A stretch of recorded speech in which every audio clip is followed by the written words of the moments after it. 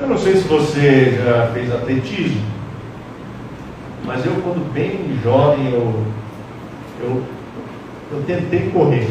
Eu era bom em corridas curtas, 100 metros. Nós fazíamos competições aqui, que o bairro inteiro vinha aqui correr. Disputa de 100 metros. Era muito gostoso. Mas era mais difícil quando nós tínhamos que correr corridas em que tinha o revezamento, onde você chega uma etapa, você correu os 100 metros, você precisa passar o bastão para o próximo. Olha, a passagem do bastão parece uma coisa muito fácil, mas não é, porque você o faz em velocidade. E muitos países, se vocês já observaram nas Olimpíadas, perderam a corrida de revezamento, ainda que tivesse os melhores atletas que corressem sozinhos os 100 metros. Aonde eles perderam? Na passagem do bastão. Não treinaram e não realizaram bem a passagem do bastão. E nós vivemos hoje numa geração que nós muitas vezes dizemos, e eu acho que toda geração disse isso da próxima geração: não se fazem mais filhos como antigamente. Os filhos que nós temos hoje, eles são Nutella, geração Nutella. O pessoal acha que os nossos avós só não falavam que nós éramos, a minha geração é Nutella, porque não tinha Nutella talvez naquela época, mas senão eles diriam, acho que isso. Então nós dizemos, essa geração mimimi, essa geração que não quer saber nada da palavra de Deus. Se não tiver um entretenimento dentro dos jovens, ninguém vai aparecer, porque não tem, eles não querem só saber da palavra de Deus. Ora, sempre que eu ouço algo como isso, eu primeiro penso em mim mesmo. Ora, se a próxima geração é assim, quem é o culpado da próxima geração ser assim? Eu estou dando um tiro no pé, não é verdade? Eu não sou pai da próxima geração? Não sou eu que estou educando a próxima geração? Então, se a próxima geração é assim, é porque talvez eu esteja fazendo algo de errado para que a próxima geração seja assim. Talvez eu não esteja fazendo bem a passagem do bastão, eu esteja fazendo errada a passagem do bastão. Então, se você quiser que a próxima geração seja uma geração que caminhe nos caminhos de Deus, que ame com toda a sua força a Deus, você, segundo Moisés, e Moisés recebeu isso direto de Deus, você precisa fazer três coisas você precisa fazer. A primeira delas é muito simples e meio óbvia, mas infelizmente o óbvio hoje precisa ser dito. A primeira coisa que você precisa fazer é você amar a Deus de todo o coração. Você precisa amar a Deus de todo o coração. Ora, se você não ama a Deus de todo o coração, você acha que o seu filho vai querer amar a Deus de todo o coração? Os seus filhos são muito bons em ver a incoerência, a hipocrisia na sua vida. Eles são muito bons, eles são excelentes. Crianças são aquelas que talvez sejam as melhores em captar a hipocrisia em alguém. Então, se você é incoerente, você acha que o seu filho vai querer amar de todo o coração Deus? De forma nenhuma. Não é à toa que esta é a primeira razão dada por filhos de crentes por abandonarem os caminhos de Deus. É a primeira razão. Meus pais eram hipócritas. Eles estavam lá na igreja, mas de fato não queriam saber nada de Deus. O que isso quer dizer de forma bem prática? Bem, de forma bem prática quer dizer o seguinte: você acorda no domingo e todos os domingos é aquele parto. Você fica pensando, será que eu vou na igreja hoje ou não? Será que eu vou dormir um pouquinho hoje mais ou não? Se toda vez você pensa se você vai ir à reunião dos salvos, dos cristãos, o seu filho também vai ficar pensando nisso. Para o papai parece que não é tão importante assim. Porque quando ele vai no emprego, quando ele tem que todos os dias acordar para ir trabalhar, ele não fica pensando 10 vezes se vai trabalhar ou não. Ele simplesmente levanta e às vezes mesmo sem tomar banho, escovar os dentes, ele está indo para o trabalho dele. Os seus filhos percebem isso muito rápido. Eles veem essa incoerência na sua vida. Ou, se você ensina aos seus filhos não mentir, e aí de repente você está no carro, né? E você precisa dar aquela justificativa para o seu chefe que você está chegando atrasado, ou talvez porque você não vai aparecer no serviço, e você já manda mensagem de WhatsApp lá, mentindo na frente deles. Você acha que eles não estão pegando essa incoerência? Olha, eu já aconselhei muitas crianças, muitos adolescentes, falar: papai é um hipócrita. Ele fala e até me disciplina quando eu minto, mas ele não tem problema nenhum de pegar o celular e mentir para o chefe dele. Não tem problema nenhum nisso. Talvez você até diga para o seu filho que ele precisa estudar a Bíblia e orar, mas essa semana quantas vezes você estudou a Bíblia e orou? Você diz que Deus é a pessoa mais importante do mundo todos os domingos, mas com a pessoa mais importante do mundo, você gosta de passar tempo, não gosta? Você não gosta de passar tempo? Eu, quando eu ainda não estava com a Gislaine casado, ela era a pessoa mais importante do mundo para mim. Eu queria participar de tudo que tivesse onde eu estivesse também. Eu atravessava a cidade para estar presente onde ela estivesse, para passar o maior tempo possível com ela. Você acha que os filhos não percebem essa incoerência na sua vida, essa inconsistência? Talvez você quer que seus filhos tenham um bom casamento, e talvez seja a única razão pela qual você esteja na igreja. Eu conheço muitos pais assim, que só estão na igreja por causa dos filhos. Eles não precisam, mas os filhos precisam. E aí eles estão lá, vão para a igreja por causa dos filhos, porque, entre outras razões, talvez eles querem que os filhos casem bem, não casem qualquer tranqueira por aí no mundo, mas todas as noites estão assistindo lá BBB. Né? O que você quer? O que você quer para a vida? Não é surpresa de que os seus filhos não queiram casar com alguém decente. Você está ensinando valores errados para os seus filhos. Incoerência. Você não ama. Se você não ama a Deus com todas as suas forças, por que o seu filho deveria amar? Ele não tem uma razão muito forte para amar a Deus de todo o coração. É por isso que uma das primeiras coisas, quando Deus está ensinando aqui, como Moisés deveria ensinar o povo, para garantir a próxima geração, a primeira coisa que ele diz é muito simples. Ele diz: ouve, ó Israel, vocês amem a Deus de todo o coração, com toda a sua força, com toda a sua intensidade, com tudo que vocês têm, vocês amem a Deus. Eu lembro para vocês que se nós tivéssemos pais na igreja, que todos eles amassem com toda a intensidade a Deus, a próxima geração não estaria no mundo. Não estaria no mundo. Eles iriam perceber isso na sua vida. Então essa é a primeira coisa que você precisa fazer. Você precisa amar. Você precisa amar a Deus sobre todas as coisas. Segunda coisa que você precisa fazer: você precisa inculcar a verdade nos seus filhos de forma bem prática, de forma muito prática.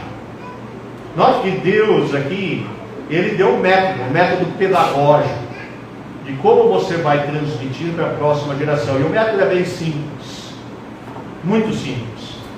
Como é que você vai fazer a coisa? Deus diz assim: quando o seu filho levantar, fala para ele a palavra de Deus.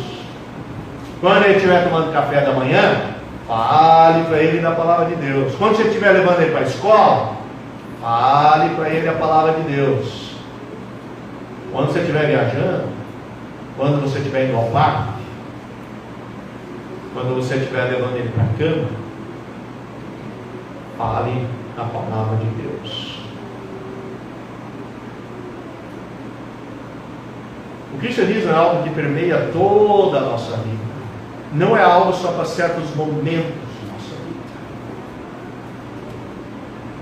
E os seus filhos percebem se é só um momento de sua vida ou se o cristianismo faz diferença em toda a sua vida. Ora, a Bíblia diz que a boca fala daquilo que está cheio o coração. Se o seu coração está cheio da palavra de Deus, se você faz a primeira coisa, que é amar a Deus de todo o coração, você não vai conseguir fazer outra coisa senão, durante o café, durante o caminhar, durante levar o seu filho para dormir, falar da palavra de Deus. Sabe por que você não fala? Porque você não ama. É muito simples você fazer o diagnóstico na sua vida. Você não fala o dia inteiro porque você não ama a Deus. Ah, mas eu estou aqui. Não. Deus. Você leu Oséias essa semana? Você leu? Bem, se não leu, já não ama. Mas se você leu, você vai perceber que o grande erro de Israel é exatamente isso. Eles estavam lá nas solenidades, nas festas, em todas essas coisas, eles estavam presentes. Estavam lá. Mas eles não amavam. Eles não amavam Deus. E é nesse contexto que Deus diz: fica em casa. Casa. Não aparece na reunião, não. Melhor, fica lá, poupa seu tempo. Para que você vai fingir uma coisa? Fica lá. Pelo menos você vai ser coerente. Então a segunda coisa que você precisa fazer é o dia inteiro, você precisa permear a sua vida com a palavra de Deus. Vou citar algumas coisas que eu faço na minha família, ainda que com muitos erros, reconheço eu, mas vou falar algumas coisas que eu faço na minha família. Quando nós estamos comendo, é normal eu mudar o assunto da Bíblia. É normal nós terminarmos uma reflexão e nós lermos a palavra de Deus. Qual é o texto de hoje para vocês? Eu digo para os meus filhos, para minha esposa, e nós começamos a ler o texto de hoje. E aí nós conversamos sobre o texto. Faço perguntas para eles sobre o texto. Quando eu levo eles para a escola, eu já gravei a Bíblia no pendrive. Nós vamos ouvindo a Bíblia. Muitas vezes nós ouvimos um capítulo da Bíblia e dá tempo. Logo depois nós conversamos. Escuta, Bianca, dê o título do capítulo que nós acabamos de ler. Que diferença faz na sua vida? Mateus, que diferença faz aquilo que nós acabamos de ler? Quando nós vamos viajar, uma das coisas que eu faço, eu gravo no pendrive, podcast, músicas. E ele sempre vem com a mesma conversinha mole. Ah, pai, eu não quero muito ouvir o podcast, não. Sabe uma coisa? Nessa última viagem eu descobri que até a minha sogra, que estava fingindo que estava dormindo no carro, ela tinha ouvido o podcast inteirinho. Era um podcast que falava sobre depressão, o cristão e a depressão. Sabe como eu descobri? Acabou o podcast e ela perguntou assim: Johannes, o que você acha do que acabou do que esse senhor acabou de falar? Eu até brinquei com ela. Ah, a senhora só estava fingindo aí, né? Estava fingindo que estava dormindo. Podcast, eles aprendem muito da palavra de Deus com coisas como essa, com grandes especialistas que estão explicando alguma fase, às vezes, da história da igreja, da história de Israel, às vezes do nosso passado. Meu pai era menonita, então nós ouvimos quem eram os menonitas, o que eles acreditavam, que diferença eles fizeram na história da igreja, e por aí vai. Estão ouvindo a palavra de Deus. Vou falar essa semana, a Bianca chegou para mim: pai, o professor na sala de aula, eles conversaram lá sobre provas acerca da existência de Deus. provas acerca da existência de Deus. O senhor conhece alguns filósofos que falam sobre isso? Eu falei, eu conheço. Podemos falar sobre isso. Quando nós vamos para a escola, muitas vezes eu vou preparando eles para aquilo que os professores vão falar para eles também. Falar, ó, professor, os seus amigos, ou até na igreja, infelizmente isso é realidade hoje na igreja, eles vão dizer que a verdade não existe. Eles vão dizer, cada um tem a sua verdade. Isso é pós-modernidade. É a geração de hoje, a verdade não existe. Aí eu falei, você pode ser muito gentil com o seu professor, você só levanta a mão e pergunta, professor, isso é verdade? Isso é verdade, que o senhor acabou de falar? Se ele disser que é verdade, então a verdade existe. Pelo menos a afirmação dele. Se ele disser que ele não sabe se é verdade, então eu diria assim, gentilmente para ele, professor, fica quieto, cala a boca. Né? Para que o senhor vai ficar propagando coisas que o senhor não sabe que é verdade? Fake news. Para que você vai para uma escola? Para que você vai para uma universidade se a verdade não existe? Você vai aprender o quê? Mentira lá? Claro que a verdade existe, é uma coisa tão óbvia quanto qualquer coisa. Um certo filósofo, certa vez, estava conversando com um empresário, e o empresário, ele disse, essa coisa é verdade não existe. E ele tentou inicialmente mostrar que ela existia, que é um absurdo você dizer que ela não existe. E aquele empresário não reagia àquilo lá. Aí o filósofo simplesmente ficou quieto a conversa inteira. Uma hora o empresário percebeu que o filósofo não falava mais nada. Ele disse, mas por que o senhor não fala mais nada? Ele falou, para que a gente vai conversar? Você não falou que a verdade não existe? Tudo que você falou até agora, para mim, se a verdade não existe, não faz diferença nenhuma na minha vida. Só fique quieto aí. Ora, qualquer coisa na vida, a gente tenta convencer o outro de algo que a gente acha que é verdadeiro. Nós podemos estar errados, mas nós só conversamos sobre o assunto porque nós acreditamos que existe a verdade. Então, existe a verdade acerca de questões relacionadas ao sexo, a música. A música é um assunto hoje que as pessoas dizem que não existe verdade. Não existe verdade sobre a música. Nós só compramos a visão do mundo sobre a música. Só isso. A beleza, nós dizemos que a verdade não existe. Cada um tem o seu gosto. Isso, se você dissesse 100 anos atrás, numa igreja, numa reunião de igreja, isso aí seria sumariamente excluído da igreja. Você seria na hora excluído. Você fala, absurdo, o que você está fazendo aqui? Deus é belo, a beleza existe. Você não pode achar Deus belo e outro achar feio. Você não pode achar a criação de Deus feia e Deus achar aquilo lá belo. Você não pode achar o tabernáculo de Deus feio e Deus achar aquilo belo. Ele chamou aquilo lá de belo. Você só pode estar errado. Você só pode estar errado. Então, coisas como essa, você vai conversando com seus filhos o dia inteiro. Sabe quando às vezes tem um casamento, nós vamos no casamento, e às vezes passa um ano de casamento, eu falo para o meu filho, você percebeu que aquela pessoa casou errado? Casou errado. Por que casou errado?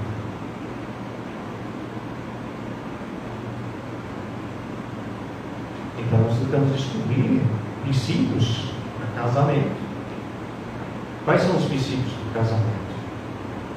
Às vezes quando nós vamos fazer uma visita em algum lugar, e às vezes até os filhos estão se opondo a fazer a visita, porque eles claramente querem brincar com os seus, e eu entendo isso perfeitamente, porque eu quando era adolescente também queria brincar com os meus, minha turma. Mas filho, nós estamos amando aquela pessoa. Amor é auto-sacrifício, não existe amor sem auto-sacrifício. Então, se nós formos para a casa daquela pessoa e simplesmente dermos um encorajamento para aquela pessoa com a nossa presença, vocês vão estar fazendo uma coisa muito nobre. Vocês vão estar amando aquelas pessoas, porque vocês estão deixando de fazer algo que vocês queriam fazer acima de tudo, para estar com aquelas pessoas. isto é permear a vida do seu filho, a palavra de Deus?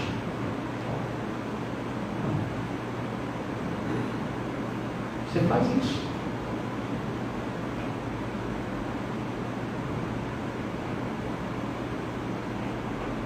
É por isso que nós estamos perguntando isso. Terceira coisa que você tem que fazer é testemunhar, mostrar para os seus filhos aquilo que Deus tem feito na sua vida.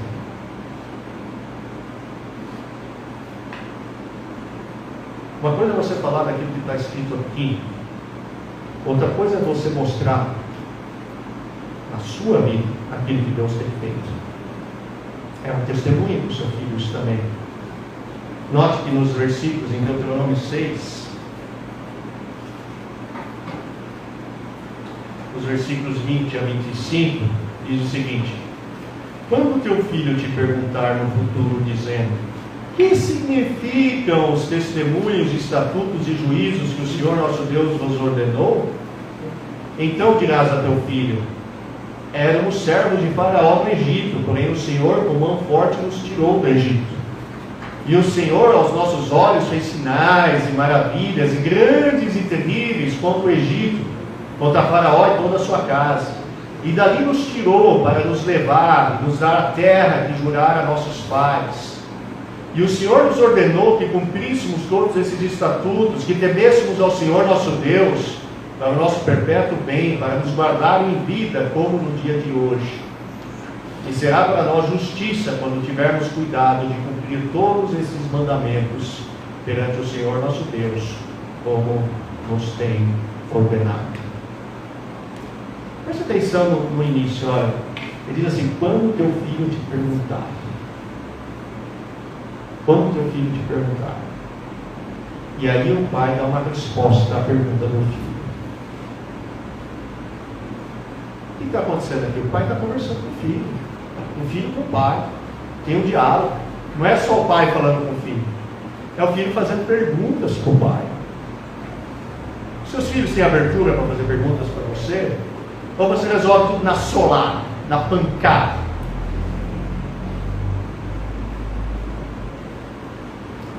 O filho aqui faz perguntas e o pai não destrata do filho com relação à pergunta.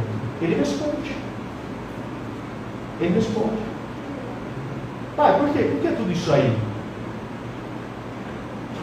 Aí o pai responde: sabe, um dia nós fomos escravos no Egito. E ele começa a desenvolver. De fato, você já pensou que Deus colocou as festas exatamente para que tivesse esses diálogos entre pais e filhos? A festa da Páscoa. O que era a festa da Páscoa?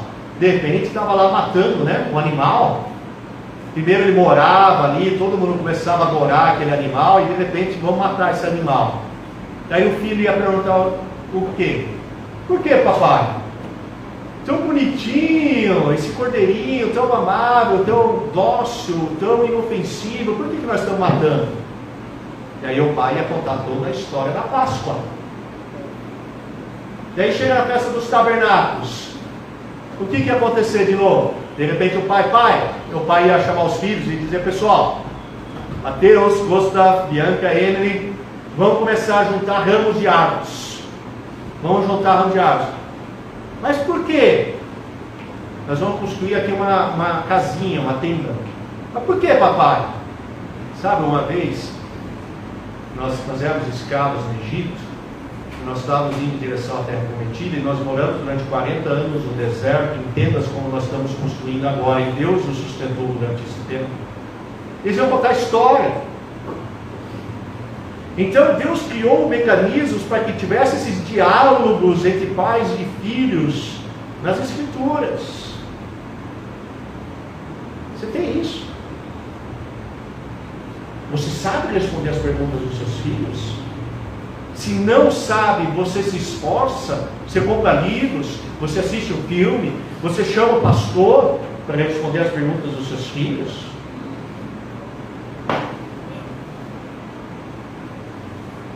Você mostra aquilo que Deus fez na sua vida. Então nós aproveitamos agora as nossas férias e a nossa volta de São Paulo para cá, para passarmos em São Carlos. Foi a cidade onde Islane e eu moramos durante algum tempo. E a Bianca nasceu lá. E aí nós aproveitamos para contar de novo, eles já ouviram, mas de novo a nossa história em São Carlos. Nossa história em São Carlos foi assim. Eu já morava lá, entre o mestrado e o doutorado casei, e daí não tinha dinheiro.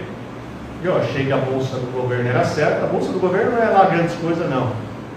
Talvez hoje fosse, não sei, hoje eu acho que os alunos ganham R$1.500, mas naquela época seria menos que isso, é bem menos que isso, mas talvez proporcional seria mais ou menos a mesma coisa. Mas aí não tinha dinheiro, não tinha sequer os R$1.500. Eu falei, o que eu vou fazer agora? Eu vou procurar um outro emprego, né? A coisa que mais irritava um aluno de mestrado, doutorado, é dizer: escuta, quando é que você vai trabalhar? Meu, você não tem ideia de quanto eu trabalhar, né? Meu trabalho era estudo e pesquisa, mas você não tem ideia de quanto eu trabalhar. Mas uma das coisas que mais irritava qualquer aluno de mestrado, doutorado, é o cara perguntar: e aí, quando é que você vai começar a trabalhar? Então, na realidade, o governo me dá a bolsa para exatamente eu estudar e pesquisar e fazer diferença na ciência brasileira. É por isso que o governo brasileiro dá a bolsa. Mas aí não tinha. Não tinha bolsa. Daí eu falei para o meu orientador: vou embora, vou trabalhar, alguma outra coisa. Aí ele disse: não, você fica aí. E nós não sabíamos todo mês de onde iríamos o dinheiro, mas todos os meses Deus dava. Ele não dava muito. Talvez hoje fosse algo assim como R$1.000. R$1.000 por mês. R$1.000 era tudo. Era para pagar o aluguel, era para pagar a água, pagar a luz e comprar comida. É isso. Não sobrava nada. Zero. Todo mês zerava. E Deus foi muito bom. Deus nos sustentou. Deus, Ele fez a conta de energia ser de R$1. Até hoje nós guardamos a conta de energia em nossa casa. É um testemunho daquilo que Deus fez na nossa vida. Nós contamos isso para os nossos filhos, como Deus é bom. Olha o que Deus fez na nossa vida. Isso deve fazer com que eles amem a Deus, para que eles vão a Deus em oração, sabendo que Deus pode dar o sustento para os nossos filhos. E faz diferença na vida deles. Lembro que na última vez que nós fomos para os Estados Unidos, nós sabíamos já que o dinheiro ia ser curto, provavelmente não ia dar. Ganhando em real, pagando em dólar, ia ser difícil. Mas nós achávamos que Deus queria que nós fôssemos para lá. Fomos para lá. No caminho eu não tinha forças para nada, eu estava muito cansado, eu só orava: Deus, faz de novo, faz de novo. E eu lembro quando nós entramos na casa que nós tínhamos alugado, sem nada dentro, absolutamente nada dentro. E daí nós simplesmente nos reunimos como família e oramos. E oramos essas palavras: Deus faz de novo. Deus faz de novo. E Deus fez. Você acha que eles vão abandonar o caminho sabendo que Deus responde às orações?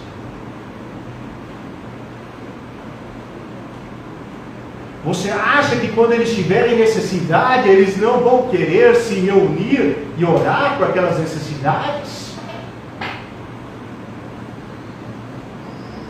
O testemunho vivo, isso faz diferença na vida dos filhos. A Amy, agora no caminho de volta, estava uma chuvarada, uma tempestade. Nós saímos de uma tempestade, entrávamos outra, e o pneu do carro não estava muito bom. Estava bem liso o pneu do carro. E ela já estava andando bem devagar, na tempestade estava forte mesmo. Foi aquela que eu acho que vocês ouviram, que destruiu um monte de coisa para ali no interior de São Paulo, perto da fronteira do Mato Grosso do Sul. Aí ele falou assim: pai, eu vou orar. E ela orou: Senhor, para a chuva. Nós já damos 1 minuto, acabou a chuva. Sabe o que é isso? É testemunho. É testemunho. Isso começa a fazer diferença na vida dos filhos, começa a fortalecer a fé deles. Isso faz diferença. Isso vai fazer com que os seus filhos suportem. Talvez você tenha algumas perguntas. A primeira pergunta talvez seja assim: olha, você talvez seja adolescente, jovem, se diz, eu não tenho pais assim. Não tenho. Não sei o que é isso. Pode ser verdade. Então, eu aconselho você a fazer uma coisa: grude em alguém que seja pai e mãe assim. Grude. Josh McDowell fez isso. O grande apologeta que nós temos hoje. Você não leu o livro de Josh McDowell? Leia. O pai dele era beberrão. Ele tinha que catar o pai dele na rua para trazer para dentro de casa. O pai dele batia na esposa. A mãe dele era até aquela que mantinha a casa, mas ela não, no final das contas, não conseguia fazer tanta diferença na vida dele também.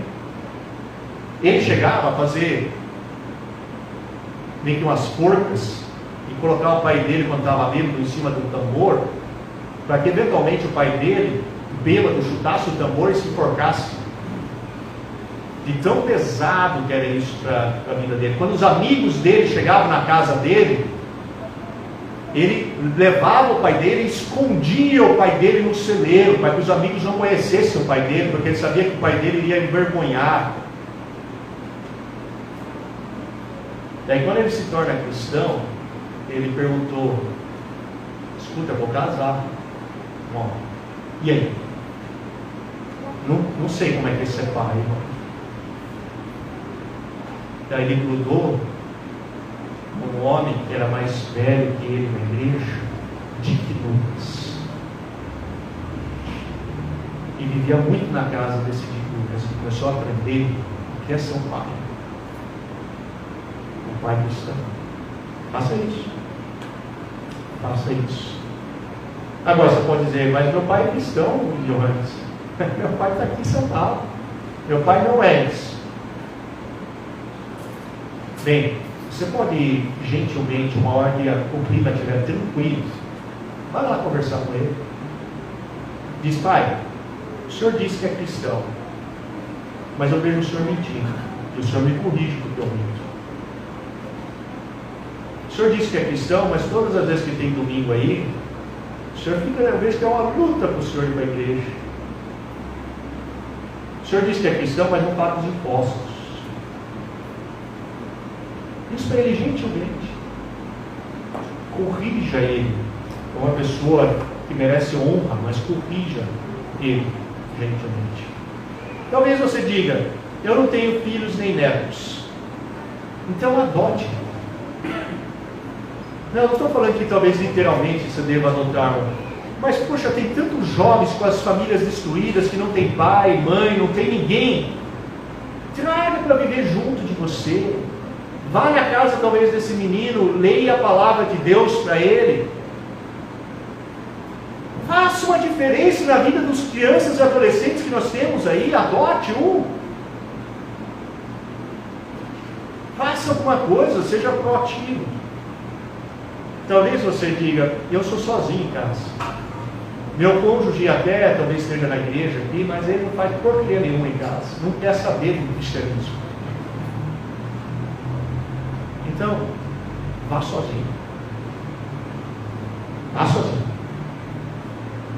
Olha, eu posso dizer milhares de pessoas que criaram sozinhos seus filhos no caminho de Deus. E um deles é Timóteo. Timóteo não tinha papai. Crente não. Não tinha. E quando Paulo escreve, ele diz: dê graças a Deus por sua mãe, sua avó, Eunice Lloyd, pela fé não fingida. Voltamos ao primeiro ponto, não é verdade? Pela fé não fingida. Você aprendeu delas. A mãe e a avó fizeram que Timóteo fosse um dos maiores pastores que nós já tivemos na história. Você pode fazer a diferença na vida dos seus filhos, mesmo sendo só. Acho que Deus falou com você. Falou, eu preciso mudar. Se você é adolescente e jovem, Deus falou com você. Talvez você esteja negligenciando o aprendizado, aprender a ser um verdadeiro pai e mãe. Talvez a não estar se preparando a ser um bom pai e mãe.